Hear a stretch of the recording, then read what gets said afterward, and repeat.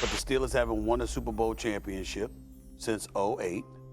They haven't been to a Super Bowl since 2010. They haven't won a playoff game since 2016. I think it's that. I don't think. Look, they're not contenders in the AFC overall. They're good enough to go 9-8. They're good enough to go 10-7. Win some games that maybe you don't expect them to win. Also lose some games you don't expect them to lose. They're good enough to be sitting at home after the wild card weekend. That's exactly what this team is. You don't have to be a Steelers fan to know that the Pittsburgh Steelers aren't just a team. They're a culture and a legacy that's shaped the NFL for nearly a century.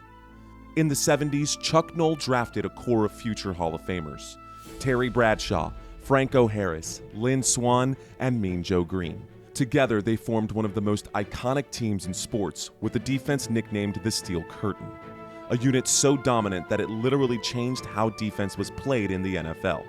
Pittsburgh became the first franchise to win back-to-back Super Bowls, and then they did it again a few years later. Then, in the 2000s, led by Ben Roethlisberger, Pittsburgh added 2 more Lombardi trophies to their collection. These wins tied them with the New England Patriots for the most Super Bowl wins in NFL history, a record that they still share today.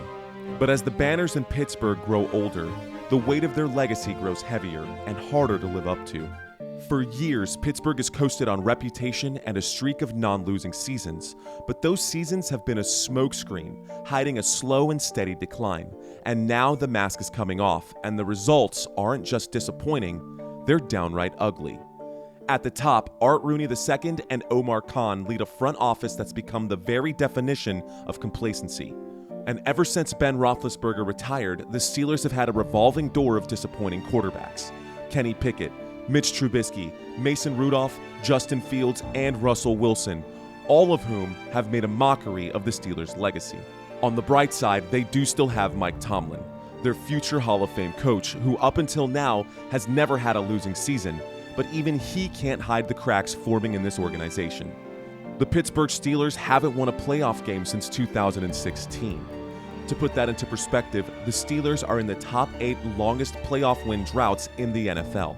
And ever since the 2016 season, it's been nothing but excuses, citing bad luck, injuries, and bad calls as the reason for their shortcomings. But the reality is that Mike Tomlin's teams have underperformed for years. So much so that at one point during this offseason, the team even considered trading him for draft picks. But in the end, the indecisiveness of the Steelers' front office means that he's sticking around through 2025. Along with him, offensive coordinator and defensive coordinator Arthur Smith and Terrell Austin are both back, but only because the Steelers are too scared to make any real changes in the coaching staff. Player-wise, with Russell Wilson and Justin Fields both gone, the Steelers were forced to sign the 41-year-old Aaron Rodgers to a short-term 1-year deal. Rodgers signed the $20 million deal with Pittsburgh, marking the black and gold as his 3rd franchise and his 21st NFL season. Once the legend of Green Bay, Aaron Rodgers is now the oldest quarterback in the NFL, and he's been on a steady decline since his final season with the Packers, in which he threw 12 interceptions, the worst of his career. After leaving Green Bay, he then suffered a season-ending injury in New York as he tore his Achilles on the opening drive of the year without having completed a single pass. And then in 2024, after coming back from the injury, he ranked 25th in QBR and finished the season 5-12 after forcing the Jets to bend over backwards to get him the weapons that he wanted.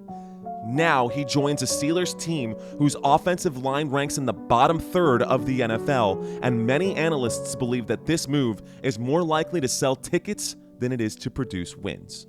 Behind Rodgers, the Steelers have drafted Will Howard, a 6th-round rookie who clearly isn't ready to play yet. And they also brought back Mason Rudolph, a man who's never in his 5-year career passed for over 2,000 yards in a single season. They also signed Skylar Thompson, a backup quarterback who only has 1 career passing touchdown to his name. The Steelers are calling this a rebuild, but the rest of the league is calling it a nuclear meltdown. And the problems don't stop there. The front office shipped out George Pickens, a young and explosive wide receiver who managed 59 catches and 900 yards last year despite never playing with a true franchise quarterback. In exchange for Pickens and a 2027 6th-round pick, the Steelers received a 3rd-round pick and a 5th-round pick from the Dallas Cowboys. To replace Pickens, the Steelers went out and got DK Metcalf. Granted, he is a physical freak with a Pro Bowl appearance to his name, but DK Metcalf has never finished inside of the top 5, and now the Pittsburgh Steelers are paying him like a top 5 receiver.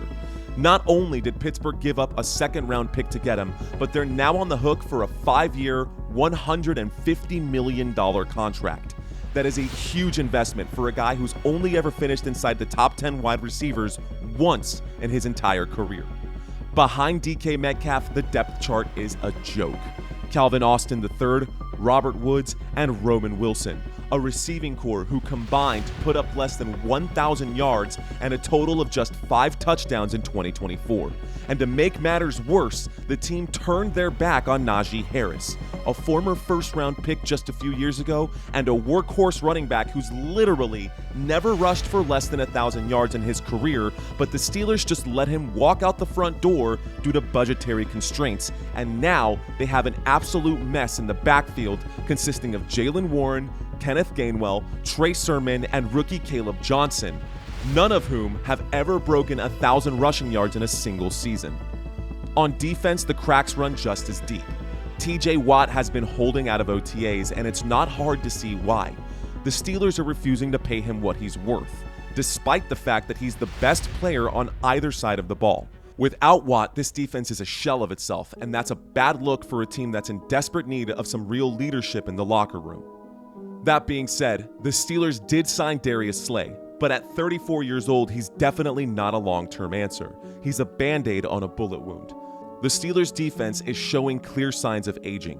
While they're still solid against the run, their pass defense ranked among the league's worst in 2024, allowing 228 yards per game, which was good for 25th in the NFL. Key players like Joey Porter Jr. and Minkah Fitzpatrick underperformed, and the unit's overall ranking slipped to 12th in total yards allowed. In the 2024 playoffs, this defense got exposed, giving up 464 yards and 4 touchdowns in their lone playoff game. With aging stars, inconsistent secondary play, and a lack of clear leadership, this defense is no longer the dominant force it once was.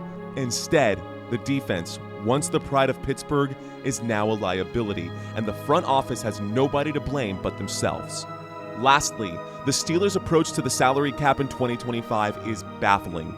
They're penny pinching on TJ Watt but throwing money at DK Metcalf and Darius Slay, and the result is a roster that's expensive, unbalanced, and thin at key positions. And to make matters worse, the 2025 schedule is a nightmare. An early bye week in Week 5 and brutal matchups against the Vikings, Packers, Bengals, Bills, and Ravens, plus an international trip to Dublin, Ireland. Looking ahead, the future is grim for Pittsburgh. They're betting on young players and hoping for the best, but that's not a real strategy. In short, the Steelers are in crisis mode. The management is out of ideas. The coaching staff is under fire. The roster is thin and overpriced. The schedule is brutal. The fan base is restless. The media is skeptical, and their future is uncertain. For the first time in a long time, the Steelers are no longer a team to be feared. The winning streak is over. And unless something changes fast, Pittsburgh is headed for a reckoning that they won't soon forget.